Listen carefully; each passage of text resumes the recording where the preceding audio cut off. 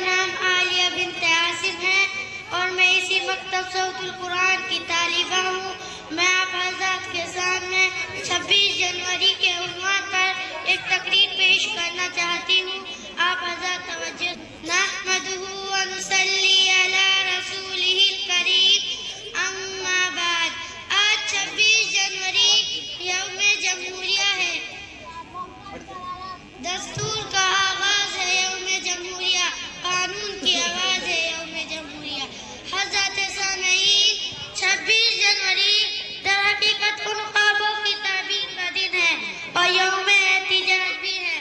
یعنی ہم غور کریں اور سوچیں کہ ہندوستان کن خوابوں کی تعبیر تھا اور وہ خواب کس حد تک پورے ہوئے، تاکہ وہ مقاصد ہماری نظروں کے قریب رہے، جن مقاصد پیش نظر ہمارے قابرین نے بے شمار قربانیاں دی اور اپنی جانوں کا نذرانہ پیش کیا۔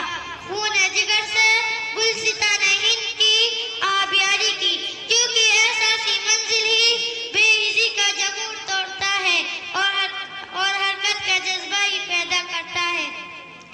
سامعین کرام، یوم جمہوریہ ایک قوم دن ہے جسے پورے ملک میں بڑے جوش و خروش کے ساتھ منایا جاتا ہے، کیونکہ آج ہی کا دن یعنی 26 جنوری 1950 کو آزادی ہندوستان کا آئین عمل میں آیا تھا اور اس کے ساتھ ایک درجی حکومت کا آغاز ہوا۔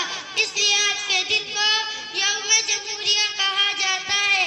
سامعین، یہ دستور ہند میں ہمارے ملک کو ایک سیکولر اسٹیٹ کہا گیا تھا، یعنی یہ ملک مذہب کی بنیاد پر حکومت نہیں کرے گا اور تمام مذہب کا احترام ضروری ہوگا۔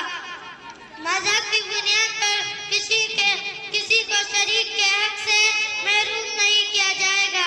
ہر ہندوستانی شہری قانون کی نگاہ برابر ہے۔ ہر شہری کو آزادی رائے، آزادی خیال، آزادی مذہب کا اختیار ہے۔